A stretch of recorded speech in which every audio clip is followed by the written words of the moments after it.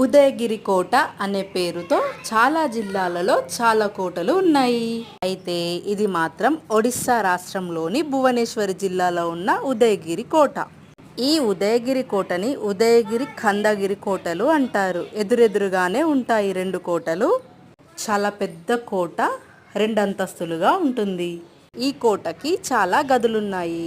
ఈ కోట నుంచి చూస్తే ఆ ఎదురుగా కోట, ఖండగిరి కోట చాలా క్లియర్గా కనిపిస్తుంది. ఈ కోట సముద్ర మట్టానికి చాలా ఎత్తున ఉంది.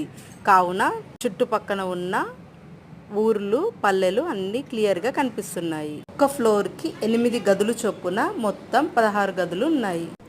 ఈ గదులలో ఒకప్పుడు ఆస్థాన కవులు మరియు సాధన చేసేవాళ్ళు ఉండేవారంట.